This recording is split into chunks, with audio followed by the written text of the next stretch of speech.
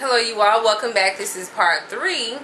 Hopefully the last part of this video topic on women being preachers and teachers. Now in the beginning of part 1 I mentioned, preaching is something that you do to unbelievers. You don't have to preach to the choir. You don't have to preach to somebody who's already saved, because they can preach to you.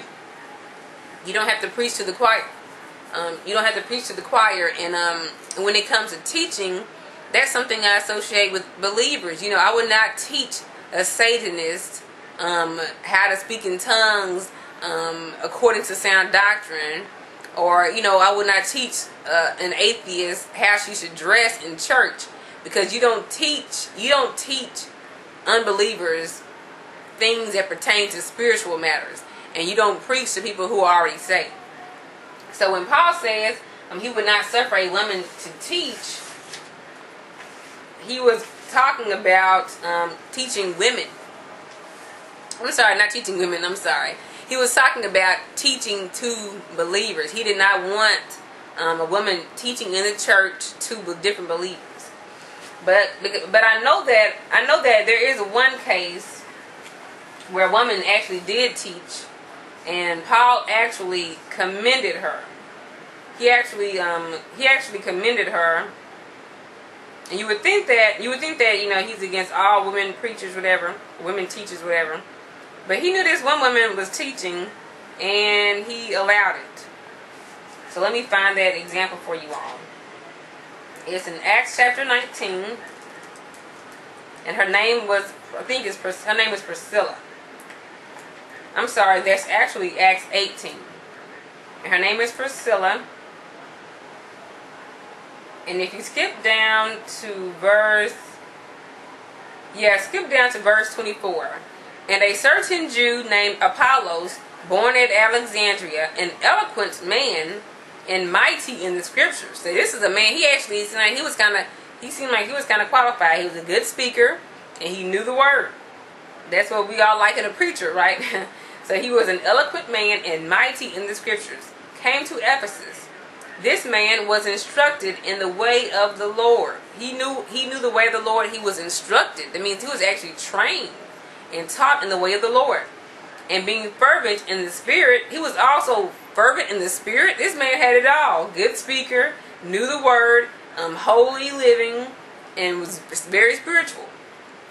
He spake and taught diligently the things of the Lord. So he was a good speaker and teacher. He said he spake and he taught diligently, a good speaker and a good teacher. He spake and taught diligently the things of the Lord, knowing only the baptism of John.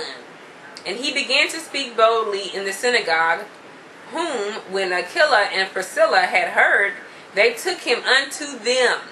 They being Priscilla and Aquila, took him unto them, and expounded unto him the way of God more perfectly. The way of God more perfectly. So a woman, Priscilla, was used. She actually took this man unto her. So she actually, not unto her like sexual, but she took, they took him unto them. So they brought him into their presence or whatever, maybe in their home, I don't know, but it doesn't really matter. But they took him unto them, and they both, it didn't just say he, but they expounded. So that's teaching. When you're expounding to someone something, you're teaching them. They were expounding unto him the way of God more perfectly. And that is what a lot of Christians do. They're expounding the way more perfectly. I know that's what I do. If anything, that's what I do. I like to make stuff more clear. I like to make things more clear for people. But, if you're against women, you don't have to say that's what I'm doing. But, she did it. And let's see what Paul had to say about her. Let's see what Paul had to say about her. Romans 16, verse 2. Greet Priscilla and Aquila, my helpers in Christ Jesus, who have for my life laid down their own necks, unto whom not only I give thanks, but also all the churches of the Gentiles. Likewise, greet the church that is in their house. So he seemed to have good things to say about her. I'm sure he had to have known what she was doing. Now, I'm not sure chronologically what order things happened. You know, because for all I know, you know, Romans could have been written, you know, at a time, you know, maybe he didn't know that's what Priscilla had done. Maybe he didn't know that she was expounding the way more perfectly. We don't know who else. Who else could Priscilla have taught and expanded the way more perfectly? We don't know who else. They just mentioned Apollos. But Priscilla and Aquila could have been getting a lot of people and teaching them the way of God more perfectly. And notice how he put her name first. Now, you know, in the Bible, women are not really, you know, they don't really pay too much attention to women in the Bible. But he actually said Greek Priscilla and Aquila. He put the wife's name first. So, and he says all the churches of the Gentiles, every Gentile church at that time, gave thanks to Priscilla and Aquila. And they had a church, I guess the assembly would meet in their house sometimes. Okay, so that doesn't seem like something you would say to somebody that you were disappointed in. If he was so disappointed in her behavior, I don't think he would have congratulated her or spoken so well of her. Then also another woman that he seemed to favor, and if you look up at actually 2 verses before, Romans 16:3, where we read about Priscilla and Aquila, just 2 verses above that, he's commending another woman. Romans 16 verse 1, I commend unto you Phoebe our sister, which is a servant of the church. And that word servant actually, I think is pronounced diakonos. Let me look that word up. But it's the Greek word for a deaconess. So she was a deaconess. Now, King James Version for some reason did not want to translate it as such, but she was actually a deaconess. So, you know, and of course, you know, their deacons at that time might not have, you know, been the same as our deaconesses nowadays. But I think the word is like diakonos. I'm not sure how to pronounce it. But she was a deaconess. So anyways, it says, a deaconess of the church which is at Cenchrea, that ye receive her in the Lord as becometh saints, and that ye assist her in whatsoever business she hath need of you. So whatever Phoebe needs, I want you all to help her out. And this does not seem like something you would say about a woman. If you think so down upon women, he seemed to have a little, you know, favor for her. She's a, you know, he mentioned her, and you know, at the end of, you know, some of Paul's letters, he would like have a, he would tell them to greet certain people for him.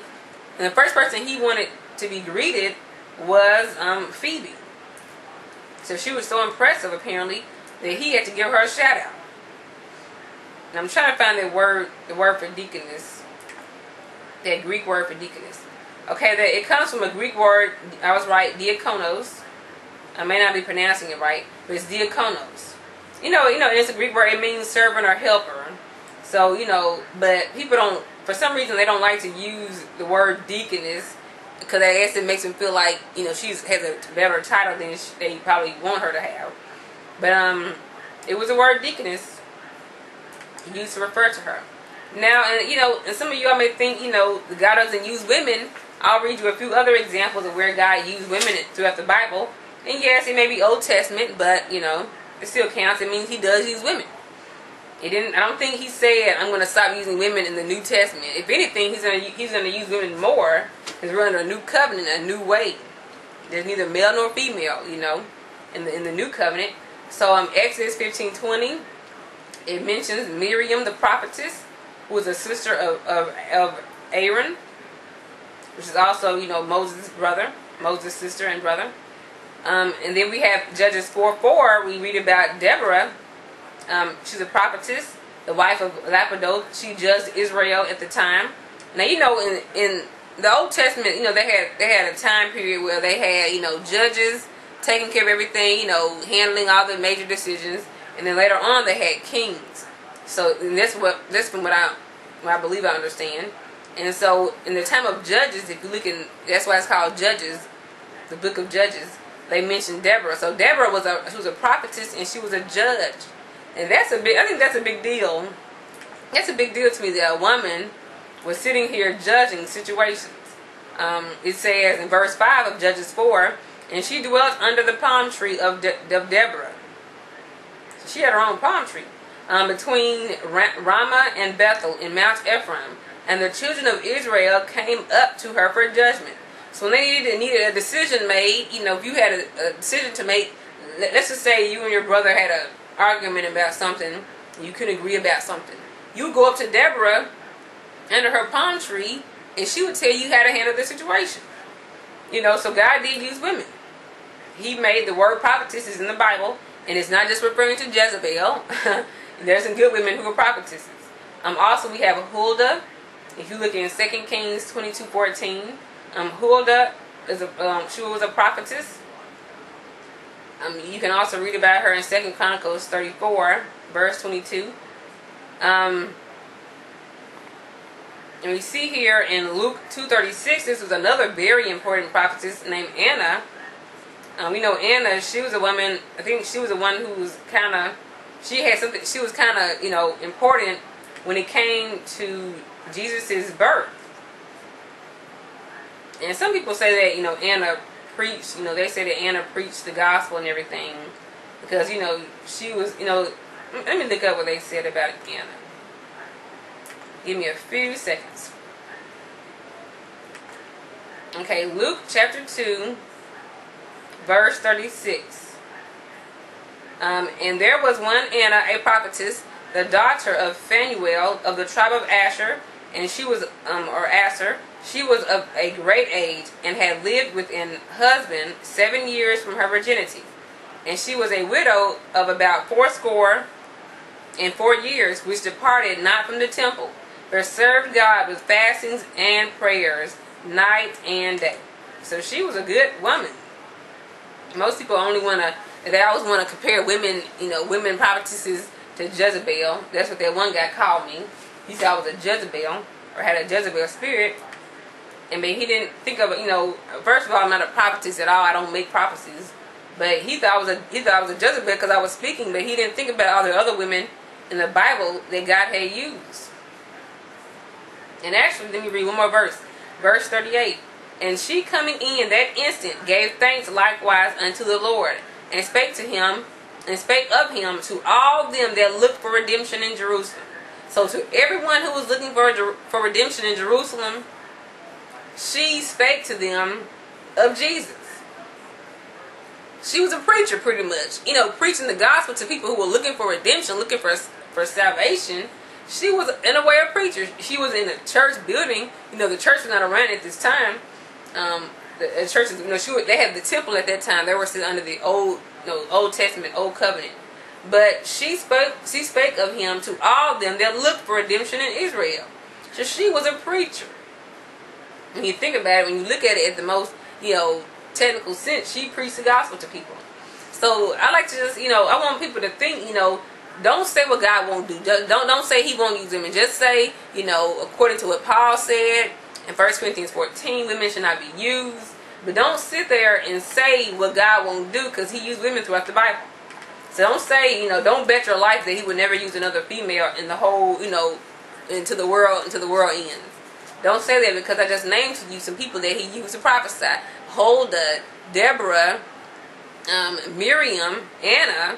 Don't say what God won't do. So, I want you all to leave comments, leave, questions. Do you think, after hearing all that I read and said, do you think that God will not use a woman preacher ever? Would you bet your life and your soul on it? I know one guy, he's on YouTube, his name is Pastor Tony Smith. You all probably know him, he's very controversial. He says that women preachers are going to go to hell. He said they're going to burn because they're lying, and they're saying that God has called them, and he said that God has not called them. So he's willing to bet, his whole reputation on this, that women are going to hell for preaching the gospel. So what do you all think? Do you think that God cannot use women based on all that I read to you? Not just those two passages. People like to look at 1 Corinthians 14 and 1 Timothy, chapter 2. But from everything else that I've read you all, what do you all think? I hope you enjoyed this series. Leave comments. Bye-bye.